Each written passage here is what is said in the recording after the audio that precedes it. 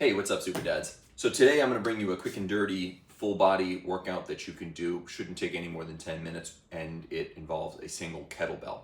For those of you who have kettlebells, you may use them for things like swings, for things like shoulder presses, for windmills, for the kind of movements that really can only be done with a kettlebell.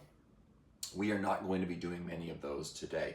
This is going to be more standard resistance training movements, but movements that benefit from the unique features of a kettlebell. I'll also be talking about what you can do if the kettlebell that you have is not appropriate for the standard variation of these movements. Because one thing about kettlebells, very few people have a full set of kettlebells. You might have one or two kettlebells. I'm just going to be using a lighter 16K, which I guess would be about a 35 pound kettlebell here. I have many other ones, but I'm using this so that I can demonstrate how this stuff can be done with a lighter kettlebell, okay?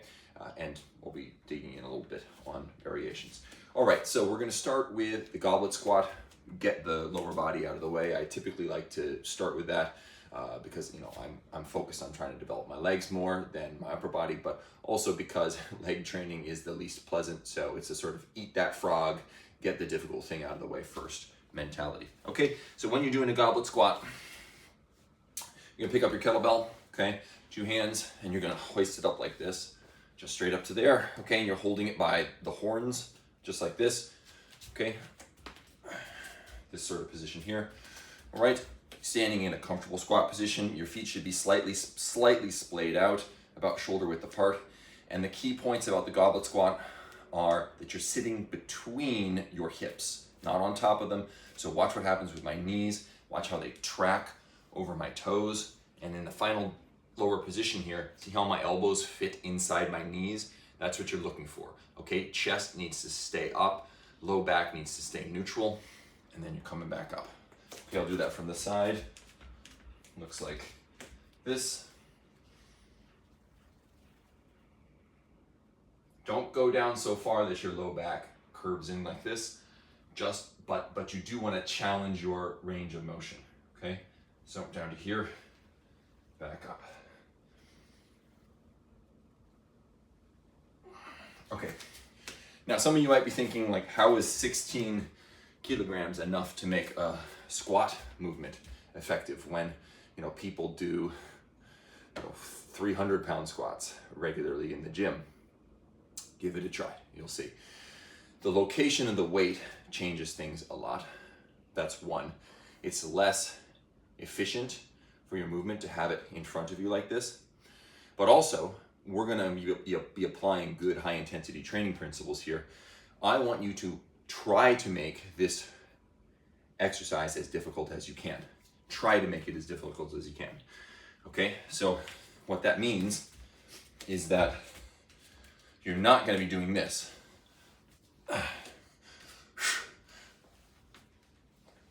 No, none of that, okay? Watch how I do it.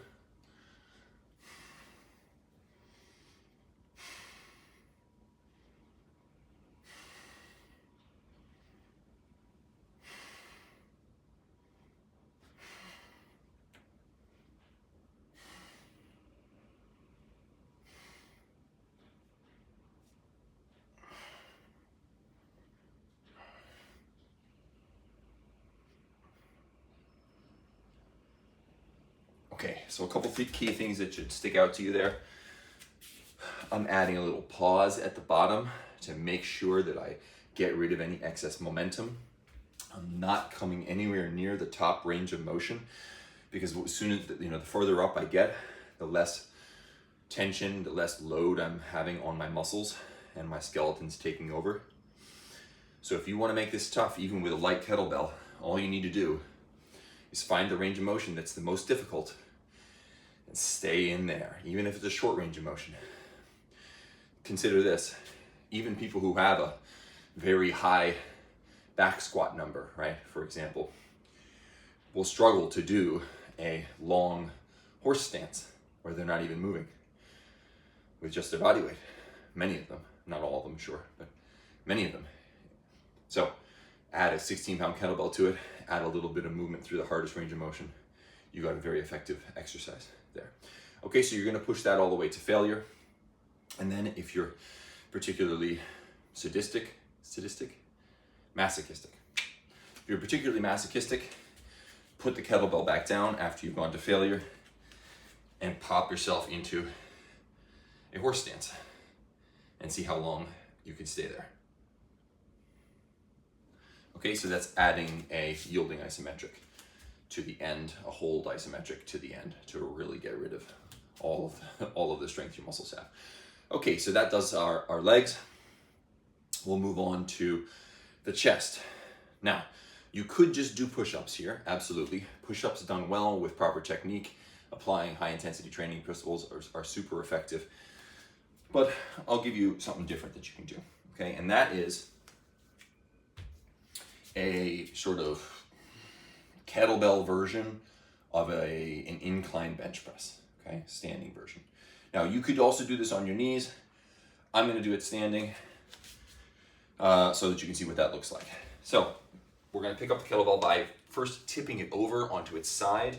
Then you're gonna grab it with your thumbs inside and the palms of your hands outside, like this, like so. Okay, make sure you're treating your kettlebell with respect. Don't just throw it around. Okay, pick it up to here. And then you're using a little bit of a hip bump to get it up to this position. Now, I'm gonna squeeze my glutes as much as possible. I'm gonna make my core nice and tight. And then what I'm gonna do is squeeze this kettlebell as hard as I can while I am pushing it up directly from where it is. Okay, now whereas a shoulder press would be more, I'm aiming for the above my head, I am looking for vertical movement here. Okay, not vertical and back. And at the bottom, go down as low as you are comfortable going. Get yourself into a little bit of a hole. Get a little bit of a stretch on your pecs before you come back out.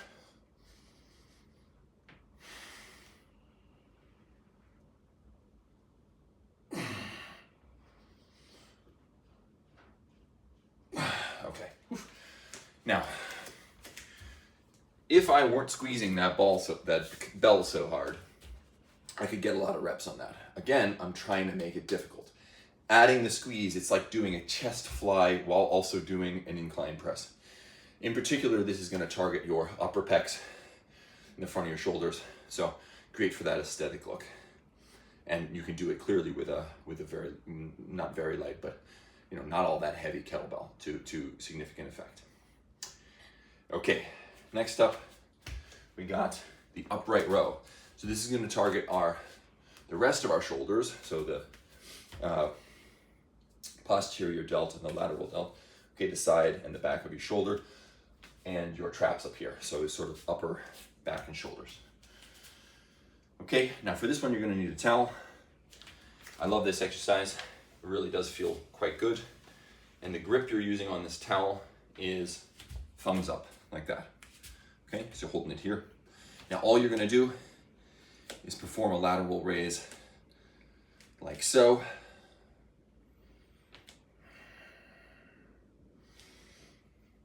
Now you'll notice I'm not just pulling it straight up like this, I'm pulling it up and also out.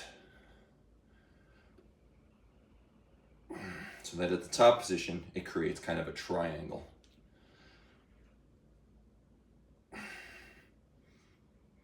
Okay, so you're going to failure on this one as well. If your kettlebell is too light to make this feel effective, go to the top position and hold it, because the top position is where you are putting the most load on the muscles. Hold that for a bit, and then try to do some dynamic repetitions. If your kettlebell is too heavy for this, you can do the same thing. What you're gonna do is you're gonna use your hips a little bit to help pop you up, and then just control the descent. Pop it up, control the descent. Pop it up, control descent. Okay, so what we're doing is only eccentric training in that case.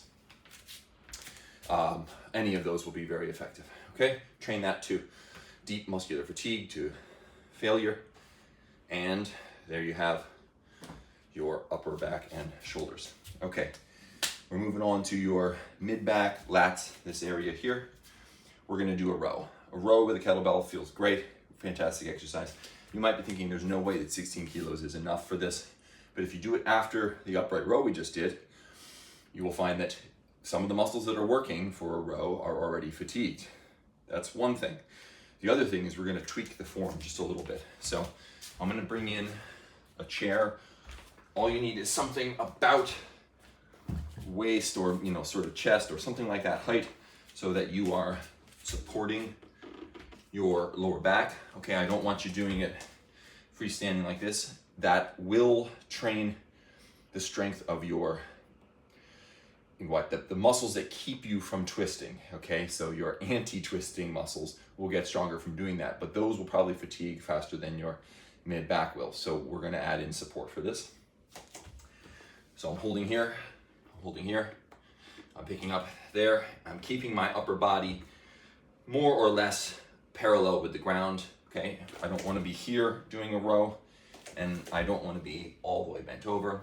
More or less, anything like this would be fine.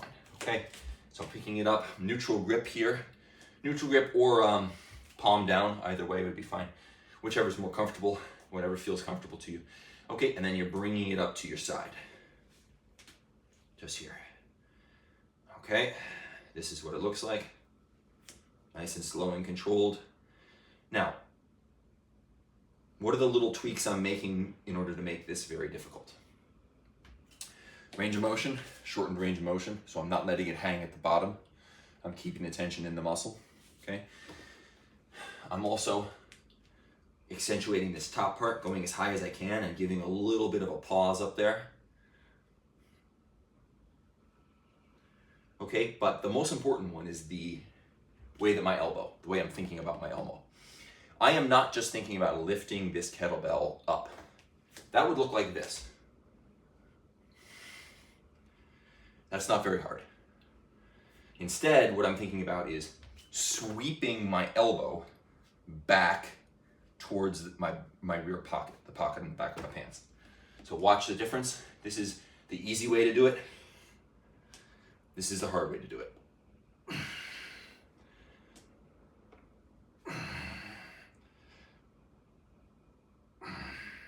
Okay, so what's the difference? Well, when I do the sweep version, I have this much distance from here to here that weight is attached to at the end. So the longer moment arm makes it a lot more difficult. Whereas here, I've only got this distance, right? I've only got the distance from here to here. And I can even lift it towards my shoulder and shorten the moment arm more. That movement also brings in my biceps a lot more, right? Doing it like this brings in the biceps a lot more. Whereas if I do it like this, it actually works your triceps more, but your triceps are in a disadvantageous position there because they're already close to locked out. So they don't have a whole lot of strength to give in that position. So this is one version of the row that should work even with a lighter kettlebell. Now, one important safety thing that I want to say is you want to absolutely make sure that your shoulders are parallel to the ground. Okay, more so than your upper body being parallel to the ground. This angle is fine, this angle is fine, this angle is fine. Any of these would be fine. But you want to have a neutral low back. So look at my low back. I'm not curved like this.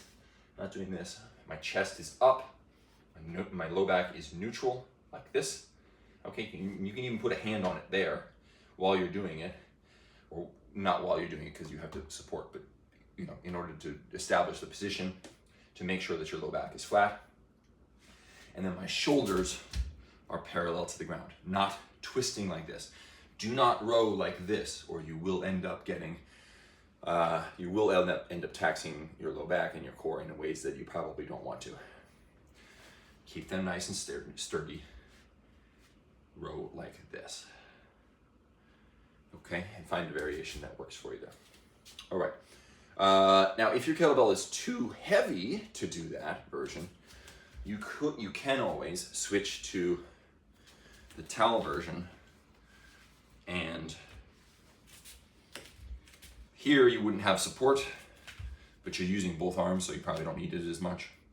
Okay, leaning forward and rowing. Same idea, sweep backwards as much as you can, and this allows you to go real deep into the retraction. Okay, so train that to failure on both sides. And there you have all of the major movements basically handled, or are the major, let's say, muscle groups. We hit our legs, we hit our chest, got our upper back and shoulders, we got our mid back, okay? Your low back and your core are gonna be working to stabilize you throughout this. So unless you wanna, unless you're particularly interested in developing blocky abs, or low back is a concern for you in some way that's exaggerated, then you might want to do a little bit extra for them, okay? For those of you who do want a little bit of arms work though, I'm gonna give you two more little nuggets here. One, this is a fantastic way to curl with a kettlebell. Use the same towel, hold it here, and curl up. Now, I'm not just curling straight up. This is not a hammer curl. It's like a cable curl that you would do with the rope, right? So you're curling up here, and watch how my hands separate and twist palms up at the top. Okay. There you go. And then for your triceps, you're gonna grab it here by the horns, and you're gonna flip it up to here, press, and over the back. And then you're doing, again, nice tight butt, okay? Tight core, tricep extensions here. Now, the one thing to be careful of with this is that you don't want to push these tricep extensions to absolute failure. Get close to failure, but keep one in the tank, because you don't want to get stuck with your kettlebell down here and you can't get it off. And then what do? Do you flop it to one side and put all the weight on one shoulder as you throw it off? You drop it, you're kind of out of really good options here. The best option in this situation, if you do get stuck, is instead of doing a tricep extension with it, is to do more of a pullover, which is this movement. So you're using your mid back to do it. If you add a little bit of legs and sort of pop it up and get it over, hopefully you wouldn't push yourself so hard that you wouldn't be able to do that, okay? But it's a concern. It's a great exercise, but you do have a concern on that. Okay, so there you go. If you run through these, you do one set of each. To failure, you can add holds at the end if you like, for the ones that where it seems appropriate. You'll be finished in 10 minutes, much shorter than this video, I'd imagine. You will have hit your entire body, and you will have done it with one piece of kit, a chair, and a towel. Okay, hope that's helpful. Take it easy, everyone. Thanks for watching.